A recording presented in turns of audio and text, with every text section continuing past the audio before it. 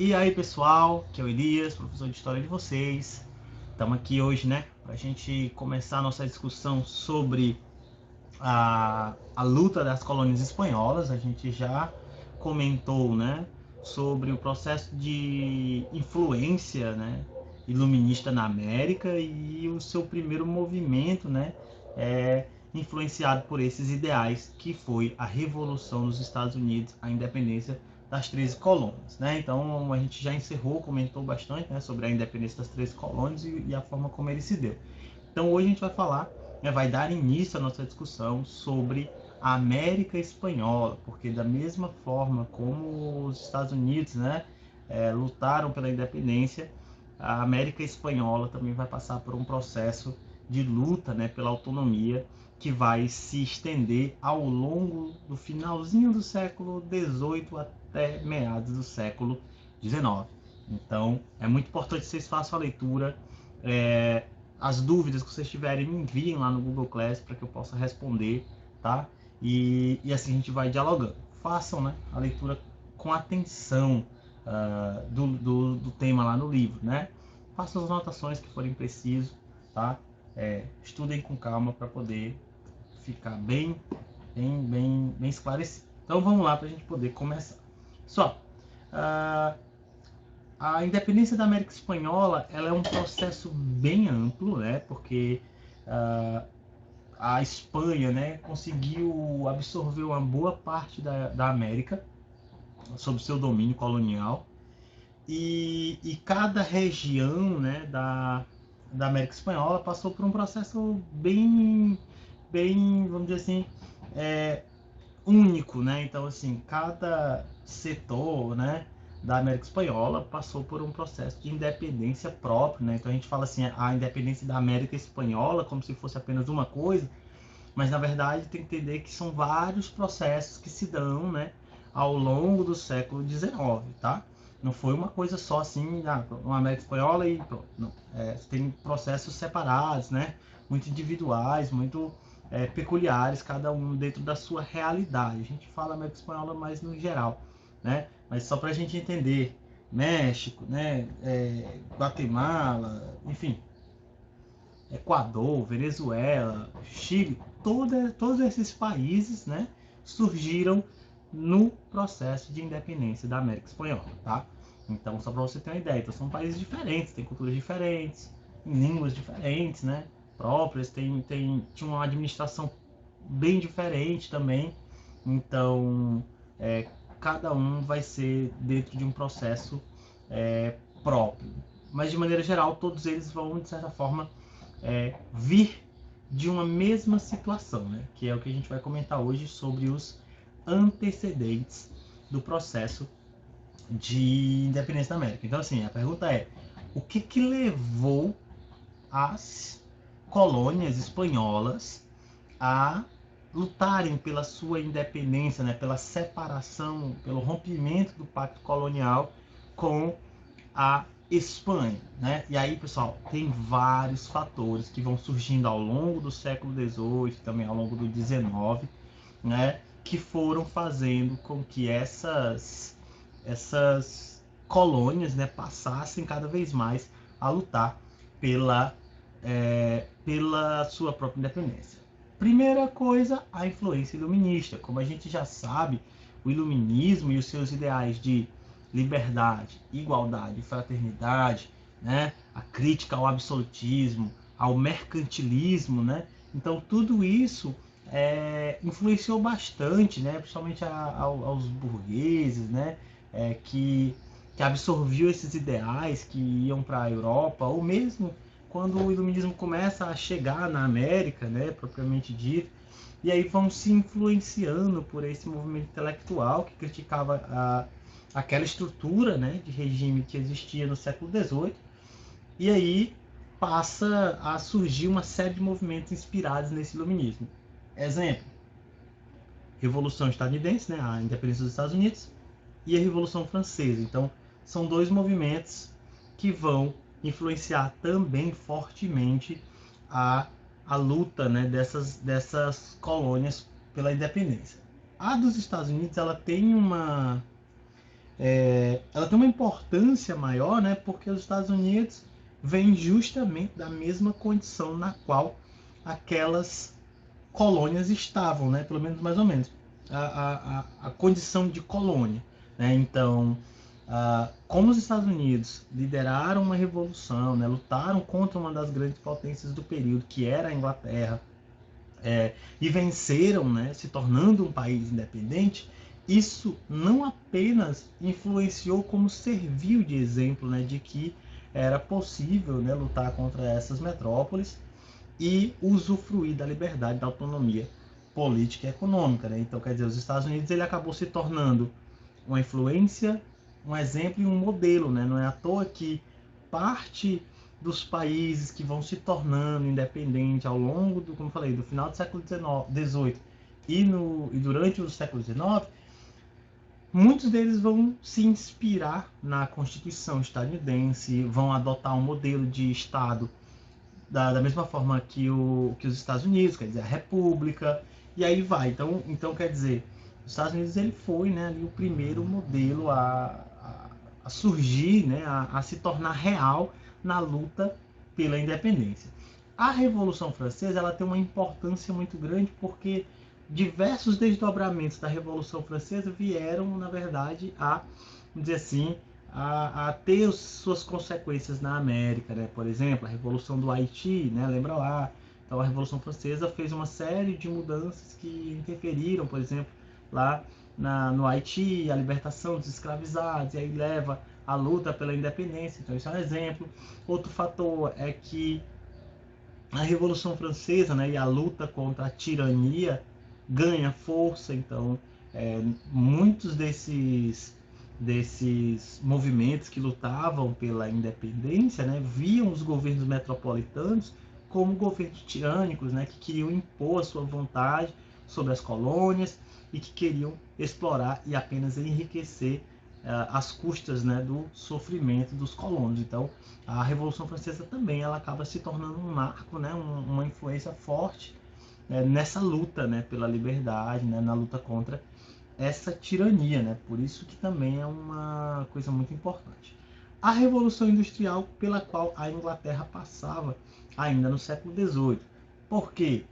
Porque a Inglaterra vai ser uma das principais financiadoras das independências na América Espanhola e também, por exemplo, na América Portuguesa. No caso do Brasil, foi financiado pela Inglaterra. Quer dizer, por quê? Porque para a Inglaterra interessava muito a abertura dessas nações, dessas colônias, né, ao comércio dos seus produtos industrializados. Ou seja, a Inglaterra via que era bastante lucrativo para ela financiar essas independências, e aí após essas guerras, após o reconhecimento dessas independências, a Inglaterra ter garantido ali o apoio, a aliança com esses países e consequentemente assim poderia explorar do seu comércio, né, poder vender seus produtos industrializados. Então a Inglaterra foi, sem dúvida, uma das principais financiadoras desse processo de luta, né, mediadora também. A Inglaterra acaba mediando também esses conflitos pela independência, porque via aí, né, a possibilidade de expansão do seu mercado, expansão da sua influência econômica, né, e essas nações acabavam se tornando aí consumidores potenciais dos produtos industrializados ingleses, né? Quer dizer, então também é uma coisa que acaba influenciando, né, que está ligada a esse processo, ainda que de certa forma, né, um tanto quanto indiretamente. Consequência da Revolução Francesa, na verdade, consequência da chegada do Napoleão ao poder, né, lá em 1799, e depois a sua coroação, né, como imperador da França, é a chegada do José Bonaparte ao trono da Espanha. Napoleão invadiu a Espanha, destronou o Fernando VII, né, e prendeu ele e entregou o poder da Espanha ao seu irmão, né, o José Bonaparte. E aí o José Bonaparte passa então a ser o rei da Espanha, né? E isso vai ter vários desdobramentos, principalmente na América Espanhola. Na Espanha já foi bem complicado, porque parte da nobreza, né, parte daquela sociedade não reconhecia o José Bonaparte como um rei legítimo, já que ele havia sido imposto, né, pelo Napoleão. A mesma coisa vai acontecer na colônia. Então, na colônia também vai haver uma reação muito forte ao domínio do José Bonaparte, né, a sua imposição enquanto rei espanhol.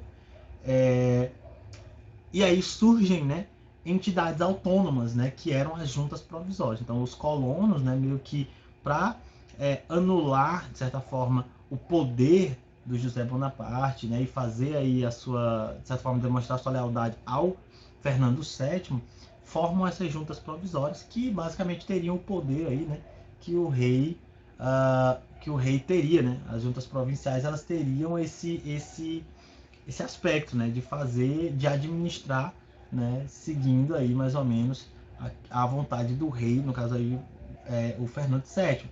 Só que o que acontece é que essas juntas, na verdade, foram crescendo, né, as juntas provinciais cresceram bastante e se tornaram muito autônomas, dando muito poder aos colonos que faziam parte dessas províncias, essas juntas provinciais. É importante destacar que boa parte dessas juntas eram compostas principalmente por espanhóis, né, espanhóis que habitavam aqui na América e que passam então a governar, né, a colônia, a administrar as colônias a partir dessas juntas provinciais, como também forma de resistir ao José Bonaparte.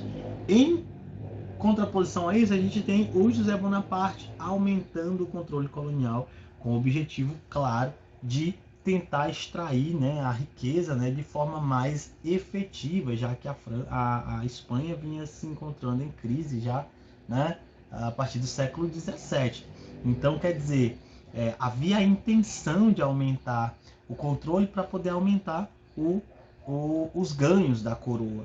Só que, na verdade, essa tentativa de aumento de controle, na verdade, foi mais insatisfação, né, contra o rei. E é essa insatisfação, juntamente com todos esses elementos, que vão alimentando o ideal de separação, né? Quer dizer, cada vez mais a ideia de separação, de rompimento do pacto colonial ganhava força, principalmente entre a elite a elite colonial espanhola, né? A gente vai falar mais especificamente sobre a sociedade colonial espanhola e a gente vai ver que existe uma cisão na elite, né? Especificamente a relação entre os espanhóis que vinham, né, para colonizar e os descendentes, né, desses espanhóis que já estavam estabelecidos aqui. Então havia um conflito político muito intenso entre essas duas camadas. Ambos fazem parte da elite política e econômica, mas havia uma cisão que gerava um certo conflito entre os dois. De acordo com a Patrícia Ramos Braich, né, lá, no texto dela sobre a crise da coroa espanhola, o que ela coloca, né? Ela coloca justamente isso, né? Que o aumento desse controle, né, o rígido controle da coroa espanhola sobre as colônias na América, não foi suficiente para melhorar a situação econômica da Espanha. Mas, na verdade, o que foi que aconteceu? Né? O efeito que essas medidas produziram foi o aumento do descontentamento da elite, principalmente crioula, né? Que era quem se sentia mais explorada aí em relação a essas questões.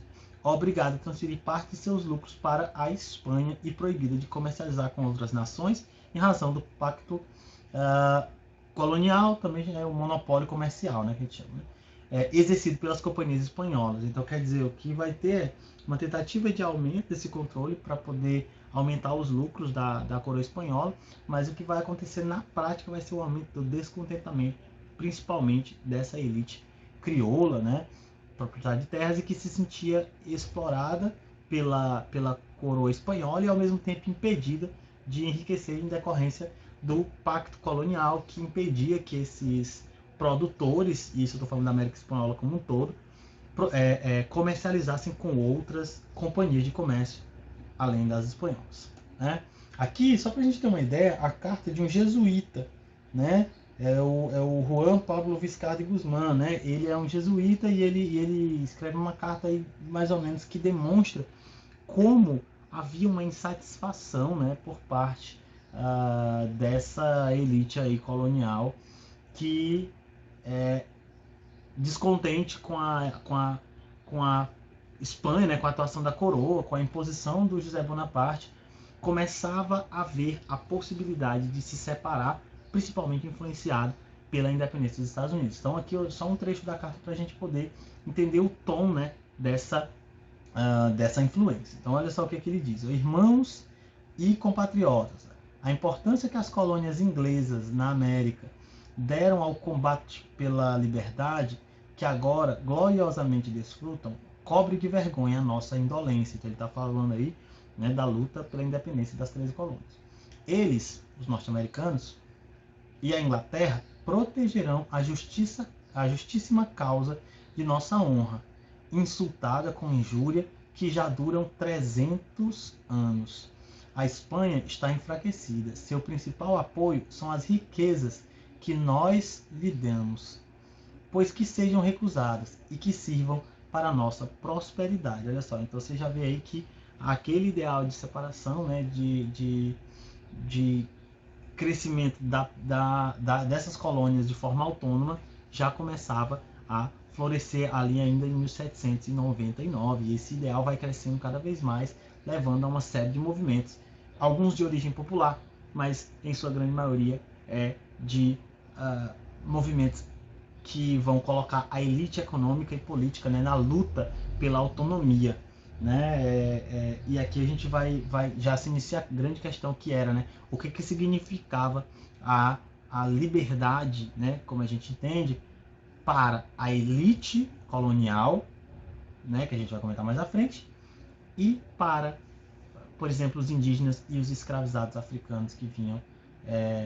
para trabalharem, né, de forma forçada. Então, quer dizer, aqui já começavam-se as primeiras cisões aí, né, na verdade, desse processo, e também se demonstrava a sua pluralidade de visões, tá?